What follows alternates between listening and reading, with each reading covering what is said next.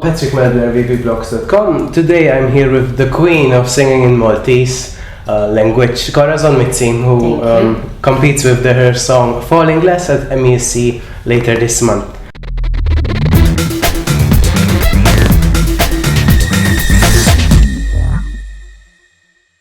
Thank you for taking your time to be with you. Oh, and thank you for the interview as well. I really appreciate that.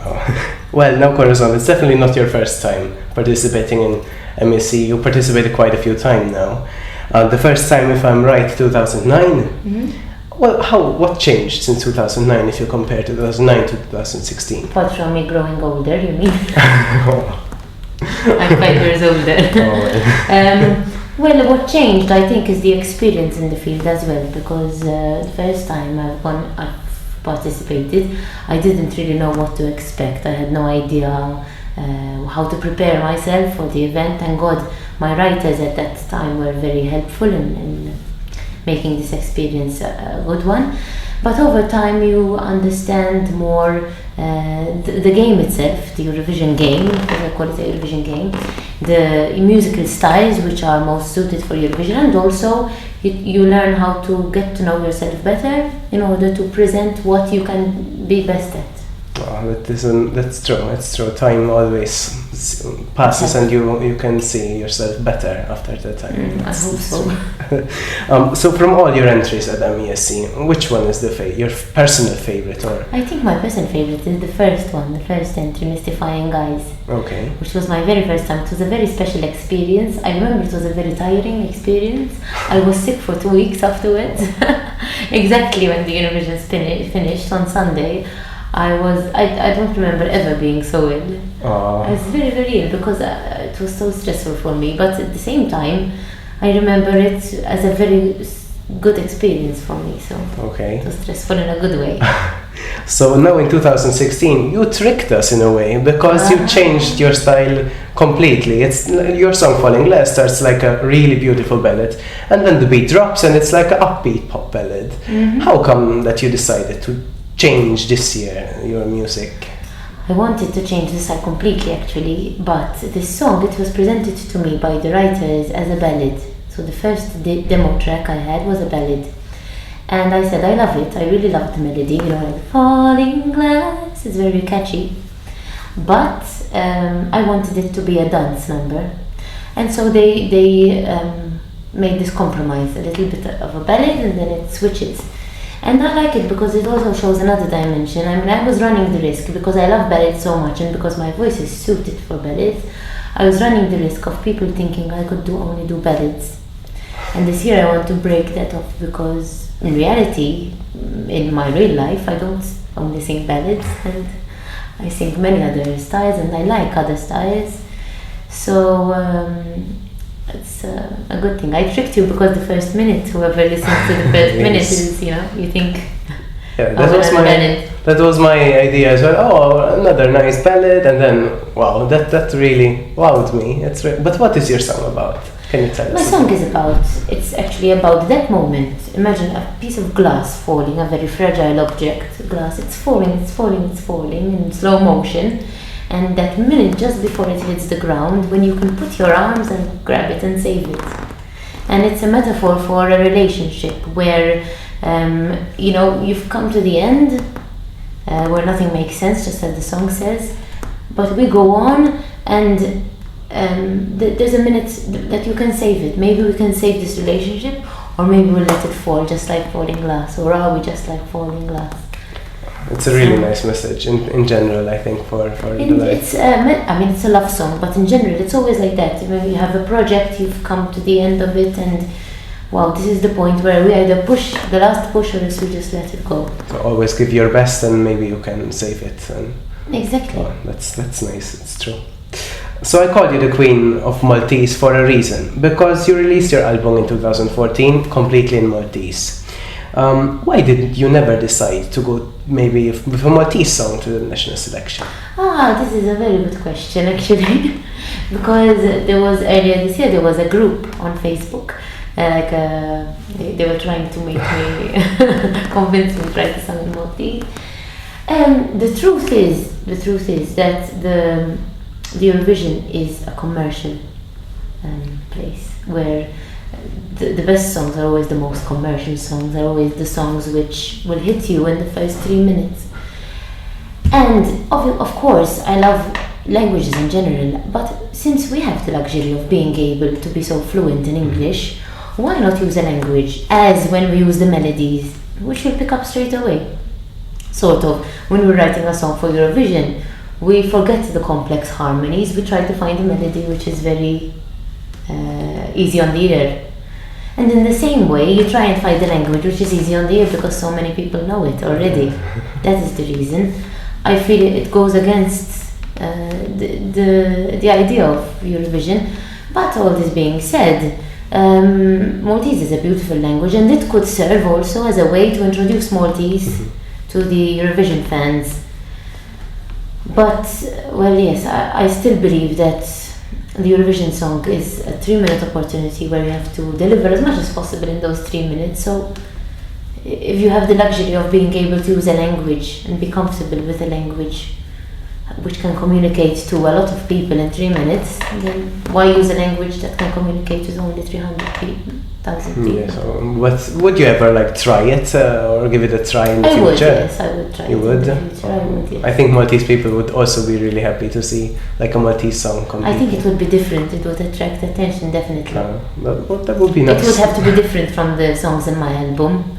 Because the songs in my album, the focus is on the lyrics, on the message, and I think that focusing on the lyrics in Eurovision, in a language where it's not understood, the shift has to be in another sense, I think.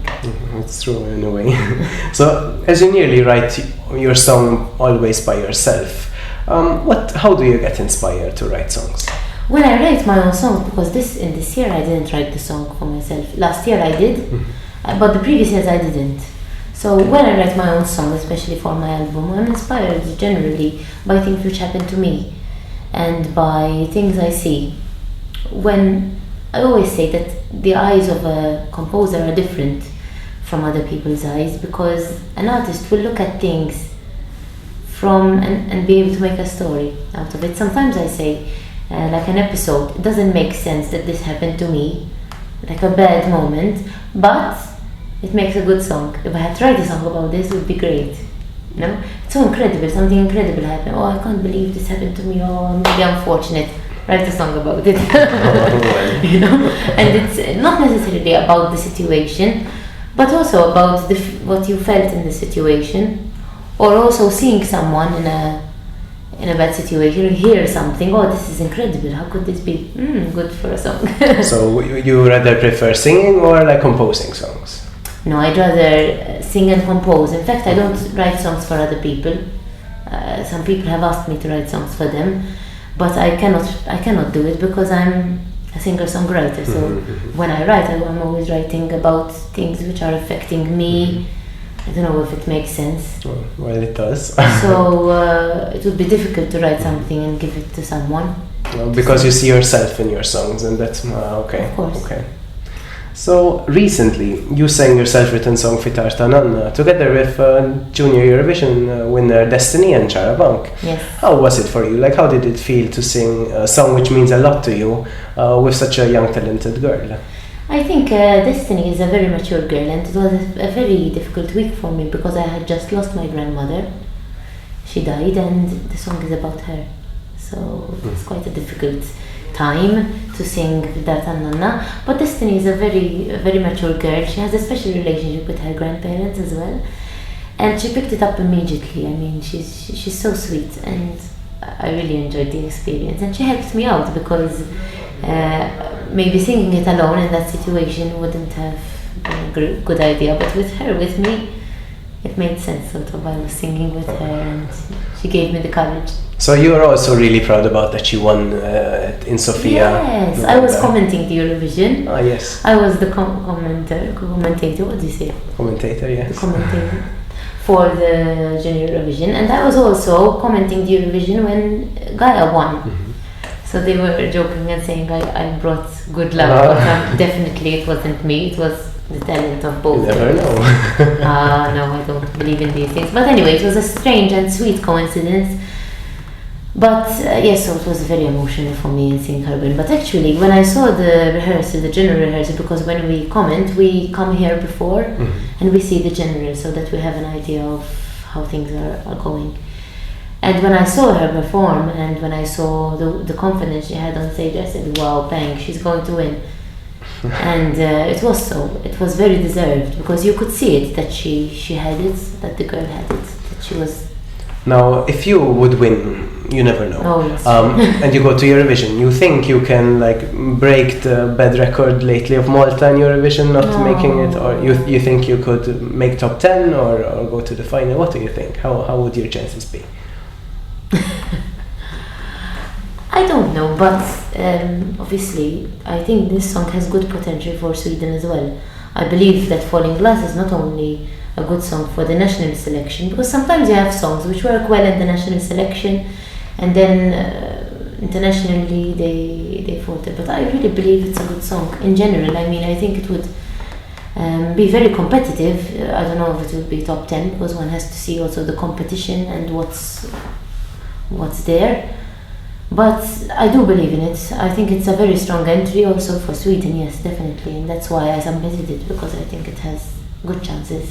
So you can give us maybe some idea about your performance in the national selection? Okay, so I won't be alone on stage, and basically I want to make a very sharp contrast between what's happening in the ballad part and the soft parts and what will be happening in the dance bits. Both vocally, I will be changing the way I'm singing, but also in the presentation, in the movements and in the visuals and everything. I hope it will work out, because at the moment we're still putting things together. But I will have a choreography and also some surprises in the choreography. Oh, surprises are always good. Like, not surprises, but maybe different things which we're not used to in choreographies. That's important. I think that's important to stand out in a way. I hope so. So we just received the draw for the national selection, and you're performing second, just right after Ira Losko. How do you think about what do you think about it? There are good things about it and there are bad things about it. So the good thing about it is that obviously I won't be so tired in the performance, because you have to understand that artists are real people too. So if we're a whole week rehearsing, and then on the day we also have a rehearsal in the morning, we'll be doing our hair, our makeup, all this dress and stuff. So performing at 11 or half 11 in a full day sometimes has been tiring for me, even in the past years. For example, when I took part with 10, it was the last song, the very last song, and it was tiring. I mean, imagine waiting from 8 till 11 when you've already gone through all that stress. So as a performer, I think it's good that I will be doing it in the beginning when I'll still be fresh. But the downfall of being in the beginning of the show is always that the people might miss you. Sort of, they might forget you until the time when it comes to vote. So that's always an advantage for the songs which are at the end, because people remember them more. It's also in Eurovision. Also in Eurovision, there are always some entries that don't go through. People think because of the draw, but you never know, because when you have a good song like you have, I think you will go through. I hope so. I really hope you're right, because I really, really wish to make it to Saturday. What would it mean to you to represent Malta in Eurovision? I think to make it to Saturday at this point would already be a good feat, because it's been 3 years that I haven't been a finalist, so that would be already great. But if I had to represent Malta, I think it would be just awesome because I follow the Eurovision, also the international Eurovision, and I feel that it would be a great opportunity for me as an artist, but also because the song is so good. I mean, it would be great to actually be there and feel that Malta is somewhere in the competition, you know, because usually sometimes the entries will get lost, and sometimes I felt it even in the national selection, when your song is not one of the best. You feel it's lost in the competition and you don't enjoy it so much. But having a good song and being there with a very, very powerful entry as I have this year, I feel that it would be just great for Maud and also for me as an artist, I guess. And now as like a final message for your fans and our readers on wiwibloggs, could you sing like maybe a little snippet of your song? Of course, yes. Or are we just like falling glass? 'Cause if we are, it's falling fast. I cannot let love slip away. There is too much to say. Or are we just like falling glass? 'Cause if we are, it's falling fast. Oh, perfect. Thank you so much for taking your time for our interview. And if you want to support Corazon and her song Falling Glass at Malta Eurovision, tune in on the 22nd of January on tvm.com. Thank you, and thank you for supporting Falling Glass. Thank you very much. Thank you.